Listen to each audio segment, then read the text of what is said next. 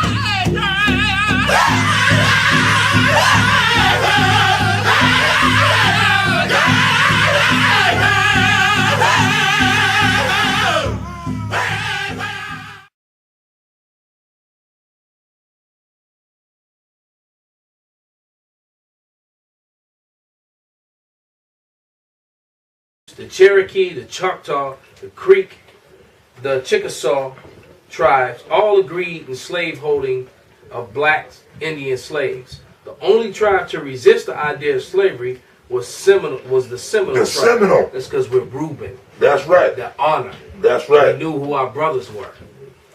All right? And it says the Seminoles rejected the idea because they were descendants of African explorers. It's almost hard like to laugh. I don't know whether to laugh or get mad when I'm reading that. Who settled in Florida and mixed with Muskogee refugees who had mixed with the Spanish.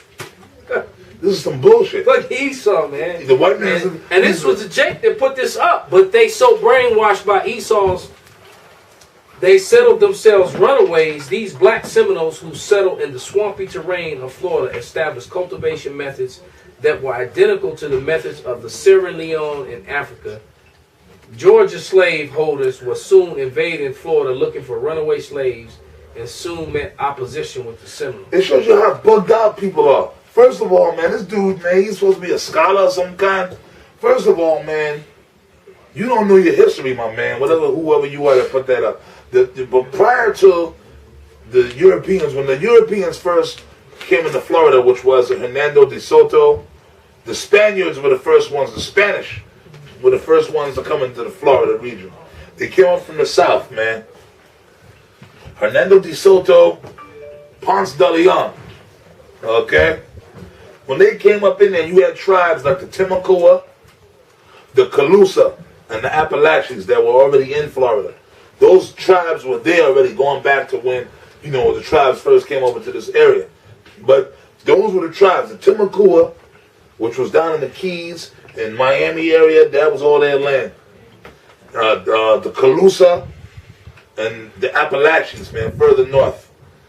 Now, what happened later on down the line, hundreds of years later, when Andrew Jackson came into play, during the Jacksonian period, when they were implementing the Indian Removal Acts, well, prior to Andrew Jackson becoming the president, when he was still the general, commanding general over the armies of the United States, when he was coming against the Seminole Indians, well, he was coming against the Creek. Some of the origins go back to Georgia. All right, I'm not clear on the dates, man, but got it right here. You got the dates. The Battle of Horseshoe, it was a major battle. If you can get the year on that, it was the battle where Andrew Jackson came against the Red Stick faction Creeks. The Battle of Horseshoe Bend, and that battle took place in Georgia, man. A major battle between the United States Army and the Red Stick Faction Creeks. 1814. 1814. Thank you, the water. And pretty much you had the Red Stick Faction Creeks, but they were without us, we would be the Red Stick Faction, the radicals, the anti-government Indians. And then you had the other Uncle Tom. The tribe was split right down the middle. And then you had the pro-government Indians, which were the Uncle Toms. And these were Creeks, right? The Red Stick Faction Creeks lost this battle in Georgia, the Battle of Horseshoe Bend. And when that battle was lost, the ones that survived the battle fled into Florida, the Creeks. But there were already Indians in Florida. So a lot of them Creek Indians, they were Gadites, or they could have been Reuben too, because Gad and Reuben was all mingled in any goddamn way. Okay. This is from Wikipedia about the Battle of Horseshoe Bend. And it's funny because it says the battle is considered part of the War of 1812. The Creek Indians of Georgia and Alabama had become divided into two factions, the Upper Creeks or Red Sticks, and they were their commander and leader was Manahi the Prophet. That was his name, Manahi the Prophet. A majority who opposed American expansion and sided with the British and Spanish during the War of 1812, and the Lower Creek, who were more assimilated, had a stronger relationship with the U.S. Indian agent Benjamin Hawkins and sought to remain on good terms with the Americans. See? That was it. The Uncle Toms. So it was a straight up battle. But Andrew Jackson came in to help the Uncle Toms vanquish us. So when that battle was lost by the Red Sticks, we fled down into Florida, man, trying to get away from the United States Army and the United States government. Okay? And what happened, we fled down into Florida. That's the history of the Seminoles. Not some descendant of African explorers. And then the Red Stick Creeks fled down into Florida. And as they got into Florida, trying to escape the United States Army, when we got down there, we started intermingling with the so-called Indians that were already there. Because the Spanish had already conquered Florida and had been decimating the tribes down there for hundreds of years prior to that. So the tribes, the Timucua, the Calusa, and the Appalachians were like refugees in our own land in Florida. And then when the Creeks, when the Red Sticks came in, they got together with the so-called tribes, the Timucua, and started intermarrying and intermingling. And then we became known. That's how Seminole comes in. The word Seminole is a Creek word that means runaway. And Seminole is a mispronunciation of the word.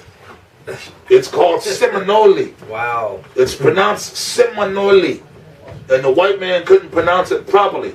The word is Seminole, a Creek word that means runaway. So they said the Seminole because they were chasing the Creeks, and then when the Creeks got down and intermingled with the Timucua and the Calusas and the tribes that was down there. So then when Andrew Jackson came down, and by the way, Andrew Jackson, when he went into Florida, he invaded Florida, and there was no official declaration of war by the Congress, man. Because at that point, Spain still belonged to Florida. And that's how you got Jacksonville, Florida. Because he invaded Florida and claimed that particular area, and it became known as Jacksonville, Florida, because he had claimed that area. And then that goes into a whole other can of worms, man. And you had slaves that were escaping into Florida.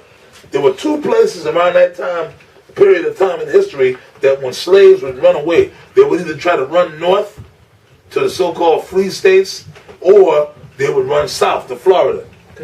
Okay? And runaway is one of the is wild, untamed, and runaway. That's right. Wild and untamed for Seminole. So that's what they did. That's right. And then you had the Negro Fort that was on the borderline of Georgia and Florida. So Andrew Jackson went to destroy that fort, which that fort was manned by so-called runaway slave Negroes, and Seminole Indians were coming to the fort. Yeah, but I'm sorry, what you got? Now this is exactly what you were talking about. Okay. It says the Seminoles, African runaways. We know that's bullshit. That's all bullshit. All right. They ain't had nothing to do with no African. It was the Creeks. It was the so-called Creek Indian, Red Stick Faction Creeks that was running away from the United States Army after the Battle of Horseshoe Bend. And then they said Seminole Indians. So when the Creeks got down into Florida and started intermingling with the Timucuas and the Calusas, they said those runaway Indians. Seminole. So that's how the phrase Seminole Indians of Florida came to be. And after a period of time, we became known as the Seminole Indians. And we gave the white man the most hell. and they won't tell you there were 3 Seminole Wars.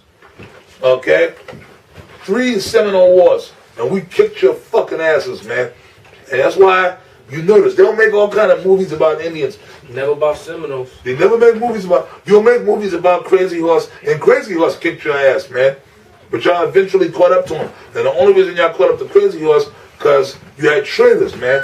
Sell all ass. Geronimo, the same thing. Y'all caught up, but y'all never make movies about Osceola.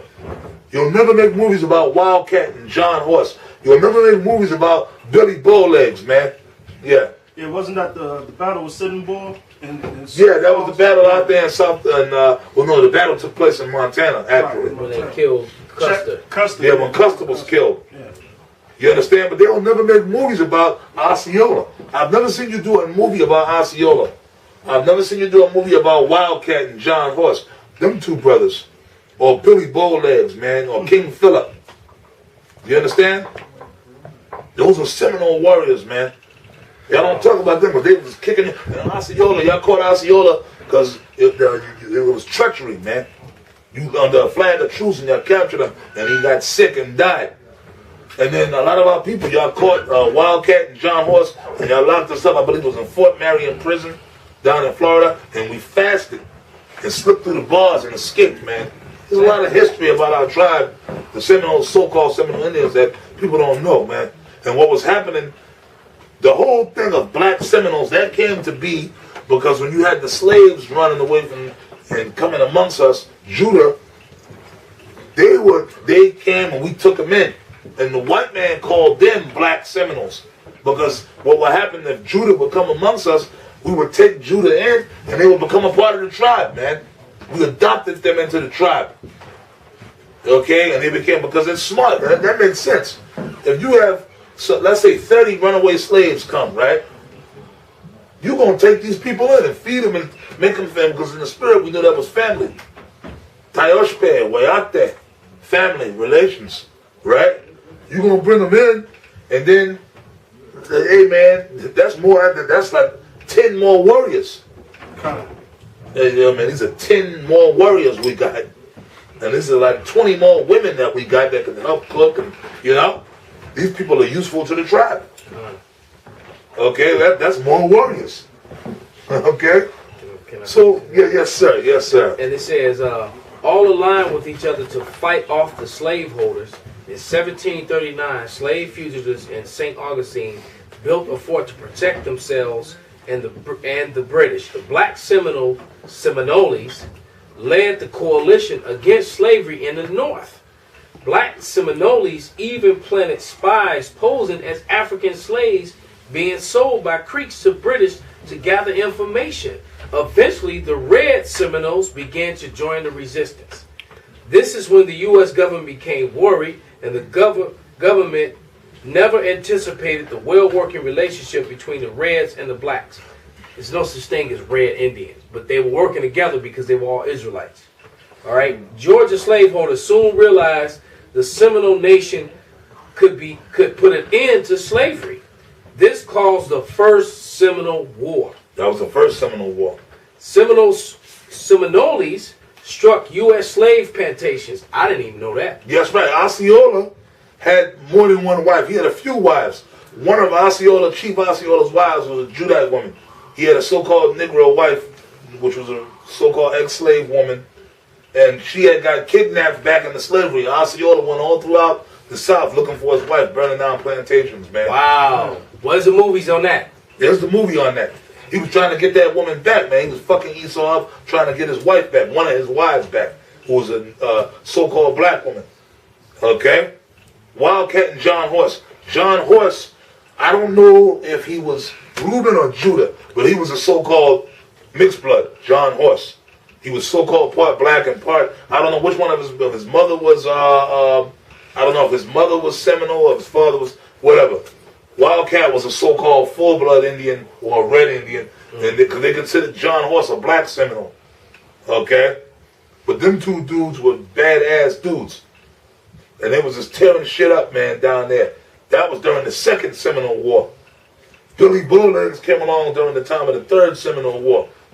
There were 3 wars, and the United States government, they expended millions of dollars during the wars, man. Yeah, They got a man. precept right here. This is from simtribe.com. The clash that inevitably resulted from this policy finally began in 1835, and the 7 years that it lasted framed the last, the greatest, and arguably the most tragic years in the history of U.S.-Indian relations east of the Mississippi River. Known to history as the Second Seminole War, the U.S. government committed almost $40 million to the forced removal of $40 million, and this is 18 what? This is 1835. Listen, that's a lot of goddamn money Right, now. yeah, come. God. That's a lot of money now. In Cut. 2014, man. Cut. 18. That was Bill 1835. Gates money. That was Cut. like billions back then. That's right. And it Almost goes trillions deeper. even. It goes deeper. It says the U.S. government committed almost $40 million to the forced removal of slightly more than 3,000 Muskogee men, women, and children from Florida to Oklahoma. This was the only Indian war in U.S. history in which not only the U.S. Army, but also the U.S. Navy and Marine Corps participated. Together with the desultory Third Seminole War, a series of skirmishes that took place between 1856 and 1858, the United States spent much of the first half of the 19th century in trying unsuccessfully to dislodge about 5,000 Seminoles. Can I piggyback on that? Okay, it says the Seminoles took control of the British fortress and renamed it Fort Negro. That was Fort Negro, which Andrew Jackson destroyed that fort and killed a lot of Israelites, man, Negroes, so-called Negroes and Seminoles up in there. They eventually destroyed the fort. He destroyed the fort because they were shooting cannons into the fort, and one of the cannonballs hit some ammunition they had in the storage room, and the whole fort blew up, man. It was a massacre site. And then Andrew Jackson, without even having he didn't even have the sanction from the president. He just crossed the border into Florida, which was still so-called Spanish territory, and he so-called set up the town of Jacksonville, which today is known as Jacksonville, Florida. We're going to burn that bitch down. Yeah, that's right. Andrew Jackson of the U.S. military vowed to wipe out the Seminoles. That's right, because he had a problem with the fact that we were coming against the institution of slavery. So Andrew Jackson was a real hard-nosed devil. He said these so-called Indians, he had a pure hate for the Seminoles because he said they was linking up with these Negroes. And then you had other so-called government officials that were actually sent in as to talk to the Seminole Indians and say, listen, we ain't got a problem with y'all. Y'all just got to give up these Negroes. Don't listen to what these Negroes say, because basically they just want to using y'all. They try to get us to turn against Judah. They just using y'all to stay out of slavery. With all the so-called runaway slaves you got, hand them back over and we won't bother you. We told them to go fuck themselves, man. Basically, we told them to go fuck themselves. Because we wouldn't betray our brothers and give them up to the devil. And that's why they came down so hard on the so-called Seminole Indians, Reuben. Okay? And that's the reason why to this day they don't make movies about Reuben. Where's the movies about Osceola? That's right. Now, I mean, they made movies about Geronimo. They made movies about Crazy Horse, Sitting Bull, and Chief Joseph of the Nez Perce. But they don't make no movies about the so-called Seminole Indians. They're very vague when they bring up. They'll do documentaries, but it's very vague because we caused y'all a lot of problems, man. Okay, and we're the unconquered, by the way, because we're the only tribe that never signed the treaty. There was never an official treaty. Pretty much, technically, we're still at war with the United States government. It was just a ceasefire. So the so-called Seminole Indians are still at war. Right now, in Washington, D.C., the documents, we're still at war with you, man. It was just a ceasefire because y'all couldn't get us out of them swamps. You caught a lot of our people and you removed a lot of our people to Oklahoma. That's where the Seminole tribe of Oklahoma come. Well, no, they call themselves the Seminole Nation of Oklahoma. And you assholes in Oklahoma, you guys are just all a bunch of sellouts in my book, man. Y'all talk shit about us. They act like they're the only real Seminoles around, and they look down upon us. They look down upon the guys here in Florida. Y'all assholes are from Florida. You are prisoners of war. That's all. The Seminole tribe or the Seminole Nation of Oklahoma, You are nothing but prisoners of war. Okay, that's what you are. You got captured. We managed to stay in our homelands, man. I'm from Florida. Okay? And my grandfather is Miccosukee. Now, the Miccosukee was a band of the Seminoles, the elite. They were the last band of warriors, man, to actually... Well, we never really surrendered. It was just a ceasefire, but the white man claimed the land anyway. We had to go down. But Esau won't bring this information out. You got something in the scriptures? Yeah, I do. I just want to piggyback on something you said about them Jakes that's up in there in Oklahoma, man. They basically put down their guns and went on that march and let themselves, when you had, the forefathers that didn't surrender, they chose to die, fight, or stay free, man. And so, you got, and then you want to, man, anyway, this is Genesis 49 and 19. Now, this is talking about Gad, but this is also talking about Reuben. It says, in this scenario, in this particular thing, because Gad and Reuben was in this fight together. All right, it says, Genesis 49 and 19, Gad, a troop shall overcome him, but he shall overcome at the last. That's right. So we're going to get your red asses back. Bro, we're going to get you through the Spirit of the Lord, man. Through the Spirit of Yahweh, Shah. Just to prove what you said, this is from johnhorse.com. Okay.